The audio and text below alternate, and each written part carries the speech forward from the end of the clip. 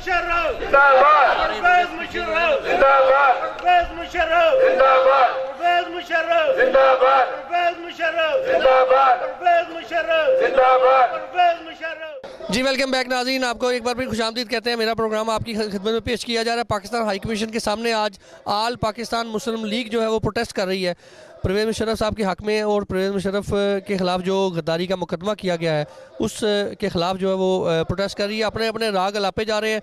अब देखते हैं कि हमारे दरमियान जो सीनियर लीडर हैं इस वक्त आल पाकिस्तान मुस्लिम लीग के, वो क्या कहते हैं। इस वक्त मौजूद है, इनसे बात करते हैं। अफजाल सदीकी साहब जो कि जनरल सेक्रेटरी हैं आल पाकिस्तान मुस्लिम लीग के, परवेज़ मुशर्रफ साहब के करीबी साथी जो है वो जाने जाते हैं। इनसे पूछते हैं कि क्या कहते हैं। अफजाल सदीकी साहब, तकरीर तो आपने बड़ी सार जोश और वल्वले की है, और बड़े ज़बरदस्त किस्म के आप अल्फाज जो आपने इस्तेमाल किए वज़ीर-ए-आज़म पाकिस्तान के बारे में, चीफ जस्टिस ऑफ पाकिस्तान के बारे में। क्या कहेंगे सर कि ये जो गद्दारी का मुकदमा है इसका मुस्तकबिल कहाँ पे देखते हैं आप? देखिए, बिस्मिल्लाहिर्रहमानिर्रहीम।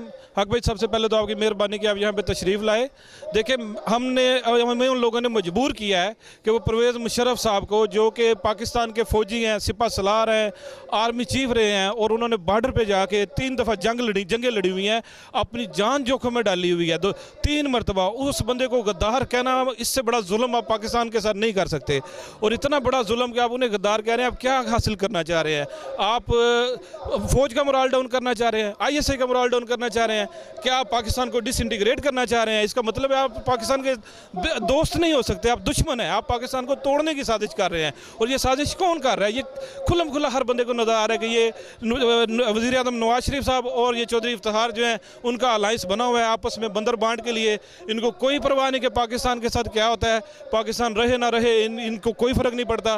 तो इस तरह ये जो पाकिस्तान के दुश्मन हैं, किसी सूरत में इनको बर्दाश्त नहीं करेंगे। इनको इंशाल्लाह हर प्लेटफॉर्म पे डट के मुकाबला करेंगे। और हम लोग इनको काफ़ी देर तक देखते रहे कि ये लोग ठीक हो जाएंगे, लेकिन ये मरहले ठीक होने वाले नहीं हैं। तो इंशाल्लाह ताला अब हमारा ये हमने खुलम खुला ऐलान किया है कि इन लोगों के जो है इन्वेस्टमेंट्स सरमाए सारे UK में हैं, UK में आना इनकी मजबूरी है।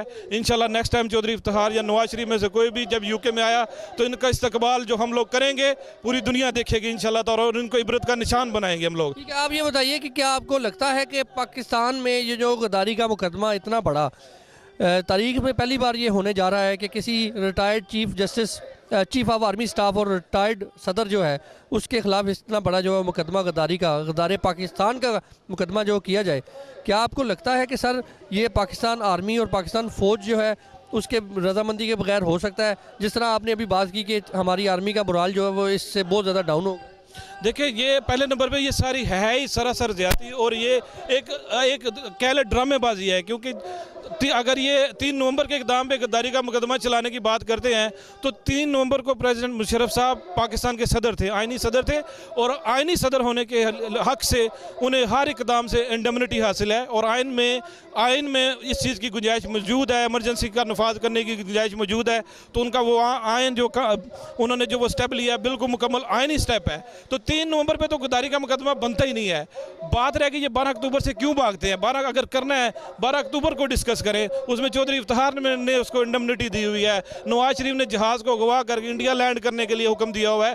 तो गद्दारी में तो वो लोग फंसते हैं, इसलिए भाग रहे हैं 12 अक्टूबर से। अगर करना है तो 12 अक्टूबर पे आए, और जितने ये एडर अबेटर्स में नवाज शरीफ और ये जो चौधरी इफ्तिखार आते हैं इनको भी साथ शामिल तफ्तीश करें। इन्हें कि अपनी कुर्सियों से उतरें, आपने रिज़ाइन करें, वो प्राइम मिनिस्टरशिप से रिज़ाइन करें, वो चीफ जस्टिस की कुर्सी से रिज़ाइन करें, न्यूट्रल लोग बैठ के बात सुने। ये जो कर रहे हैं, ये जो ड्रामेबाजी कर रहे हैं, इससे मुल्क को नुकसान हो रहा है। इससे परवेज़ मुशर्रफ को नहीं, मुल्क को नुकसान हो रहा है। परवेज़ मुशर्रफ साहब के हवाले से जो गद्दारी का मुकदमा है, अदालत के हवाले को देखा जाए या पाकिस्तान की अदलिया को देखा जाए तो आप खासी मोहब्बत जो है वो जाहिर कर रहे हैं।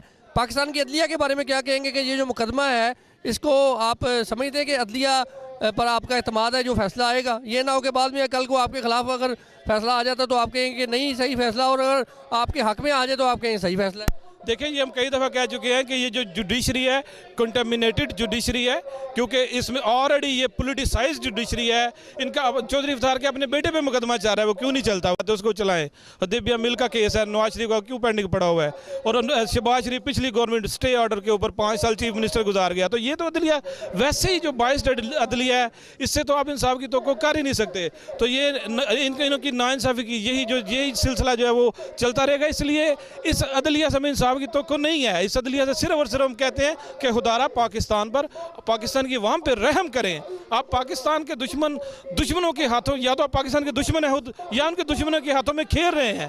तो आप खुदा के लिए पाकिस्तान पे तरस करें। पाकिस्तान के लोगों के जो असल मसाइल हैं उनकी तरफ तो जो दे, खाने के लिए लोगों के पास नहीं है, बिजली नहीं है, लोग आटा टमाटर इन चीज़ों को रो रहे हैं, और आप एक ऐसा इशू खड़ा कर रहे हैं जिसमें से कुछ भी नहीं निकलना। एंड ऑफ द डे कुछ भी नहीं हो सकता, क्योंकि ये मुमकिन नहीं है। आप दुनिया जिधर की मर्जी आप कभी भी परवेज़ मुशर्रफ को गद्दार तो बना उज़बिल्लाह साबित करना दूर की बात, सोच भी नहीं सकते। ये सोचना भी मेरे हिसाब से ये बहुत बड़ी तौहीन है।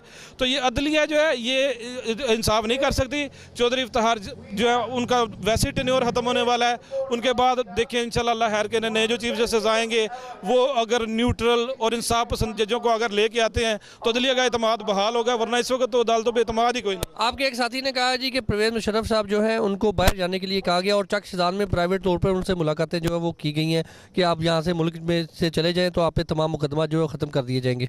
आप इस बारे में क्या कहेंगे? देखिए, जहाँ तक परवेज़ मुशर्रफ साहब को पाकिस्तान से निकलने की ऑफ़र जो है ये बेशुमार मरतबा डिफरेंट ज़राए से, डिफरेंट प्लेटफॉर्म से उनको की जा रही हैं, लेकिन उनका एक ही मौक़िफ़ है कि मैं पाकिस्तानी हूँ, सारी ज़िंदगी मैंने पाकिस्तान की फ़ौज पाकिस्तान के लिए सर्व किया है, मैं मुल्क को कभी भी छोड़ कर नहीं भागूंगा। पहले भी यही लोग जो थे आपको पता कहते थे कि परवेज़ मुशर्रफ पाकिस्तान नहीं आएंगे, लेकिन वक्त ने साबित किया कि वो पाकिस्तान गए। परवेज़ मुशर्रफ साहब पाकिस्तान गए, जाकर उन्होंने हर चीज़ को फेस किया। अब इनकी ऑफरों का कोई वायदा नहीं है, इनको पता नहीं, ये परवेज़ मुशर्रफ साहब को समझते नहीं है, इनको पता नहीं कि वो कितने दलेर और जानवर कमांडो हैं, वो कभी भी डर के भागने वालों में से नहीं है। तो इस तरह की ऑफरों से कोई फ़ायदा नहीं होगा, ये सिर्फ और सिर्फ टाइम वेस्ट है। आप जो असल मसाइल पे तवज्जो दें। मुशर्रफ अगर आपको इतना ही अगर मुशर्रफ साहब को आप समझते हैं इलेक्शन लड़ने देते, दूध का दूध पानी का पानी हो जाता। इलेक्शन में सिर्फ और सिर्फ परवेज़ मुशर्रफ की मकबूलियत से पूरे पाकिस्तान में इन्होंने सिर्फ एक आदमी को नाअहल करार दिया और वो सिर्फ परवेज़ मुशर्रफ था। क्यों? क्योंकि इन्हें पता था कि परवेज़ मुशर्रफ अवाम के दिलों में बसते हैं और ये जीत जाएंगे और इनके लिए इनकी ज़िंदगी में मुश्किल हो जाएगी। तो ये बेसिकली मुनाफिकीन का एक टोला है जिसके हाथों में पाकिस्तान की कमान आई हुई है और इंशाअल्लाह ताला हम मुनाफिकीन के खिलाफ हर प्लेटफॉर्म पर, हर जगह पर जहाद का इरादा रखते हैं। अफजाल सिद्दीकी साहब, ये बताइए कि अवाम ने इतना भारी मैंडेट दिया है और पाकिस्तान मुस्लिम लीग नून की हुकूमत आई है और इस वक्त वज़ीर-ए-आज़म पाकिस्तान अवाम की चॉइस पे आए हैं, क्या आप समझते हैं कि ये जो अवाम सारा जो वोट दिया अवाम पागल है सारी? देखिए, ये जो आप कहते हैं भारी मैंडेट, ये इनकी पुराना ये काफ़ी तजर्बेकार है मैंडेट चुराने में। आपको शायद याद होगा कि जब 96 में जब इलेक्शन जीते थे तो उस वक्त भी जरदारी साहब ने एक स्टेटमेंट दी थी कि कायदे-ए-आज़म अपनी कब्र में परेशान है, कितना बड़ा मैंडेट इन्हें कैसे मिल गया। और वही तजर्बे को इन्होंने इस्तेमाल करते हुए दोबारा इन्होंने धांधली की है। उस धांधली के आपने सबूत किस मीडिया चैनल ने नहीं दिखाए, वेबसाइटों पर पड़े हुए हैं जिन्होंने वोटों पर ठप्पे लगा के ये इन्होंने अवाम की तौहीन किया। तो बेसिकली इन्होंने अवाम से मैंडेट हासिल नहीं किया, अवाम के मैंडेट की तौहीन की है। क्योंकि अवाम जिनको आगे लाना चाहते हैं उनको पहले इलेक्शन किसी को नहीं लड़ने दिया और अगर कोई जीता है तो उसको उन्होंने जाली वोट डाल के इनको अपने इन्होंने अकाउंट्स बढ़ा लिए हैं। कई लोग शाम तक जीत रहे थे, सुबह इनके वोट बढ़ गए हैं। तो ये इन्होंने धांधली के सर पे आए हुए हैं, ये जाली वोटों के सर पे आए हुए जाली हुकूमत है ये। तो इनका कोई अवाम की जड़ों में बिल्कुल ये लोग एग्जिस्ट नहीं करते। परवेज़ मुशर्रफ साहब का मुस्तकबिल क्या देखते हैं? अपनी पार्टी जो आल पाकिस्तान मुस्लिम लीग है, इसका मुस्तकबिल आप कहाँ पर देखते हैं, क्या है? देखिए, परवेज़ मुशर्रफ साहब और आल पाकिस्तान मुस्लिम लीग का मुस्तकबिल अल्हम्दुलिल्लाह रोशन मुस्तकबिल है। क्योंकि दिन ब दिन ये जो इस तरह की हरकतें कर रहे हैं उससे पाकिस्तान की अवाम को जो कि थोड़ी बहुत गलतफहमी थी वो भी दूर होती जा रही है। लोगों को पता चल गया कि मुशर्रफ साहब ने जो एक्शन लिए थे पाकिस्तान की भलाई के लिए लिए थे। जो उस वक़्त चौधरी इफ्तिखार के खिलाफ जो एक्शन था वो भी पाकिस्तान की भलाई के लिए था। तो जो भी कुछ हुआ परवेज़ मुशर्रफ साहब ने पाकिस्तान की भलाई के लिए किया। दिन ब दिन उनकी अवामी मकबूलियत का ग्राफ जो है वो ऊंचा जा रहा है, अवामी मकबूलियत का ग्राफ बढ़ रहा है। तो इंशाअल्लाह ताला आने वाला दौर जो है वो परवेज़ मुशर्रफ का दौर है। क्योंकि परवेज़ मुशर्रफ गरीब अवाम की तर्जमानी करते हैं और गरीब अवाम के नुमाइंदे हैं। तो इंशाअल्लाह ताला वो जो है मैं आप यहीं पे जरा मेरे साथ रहिए। तबरेज़ ओरा साहब, आपने भी बड़ी जोश वलवले वाली जो है तकरीर की है। आप इस जो गद्दारी का मुकदमा होने जा रहा है आप पे, बल्कि हो चुका हुआ है, क्या कहेंगे इस पे और आप क्या समझते हैं कि परवेज़ मुशर्रफ साहब जो कि आपके लीडर हैं उनका मुस्तकबिल क्या है? बिस्मिल्लाहिर्रहमानिर्रहीम। सबसे पहले तो हक भाई मैं आपका शुक्रिया अदा करता हूँ, विनस टीवी का शुक्रिया अदा करता हूँ।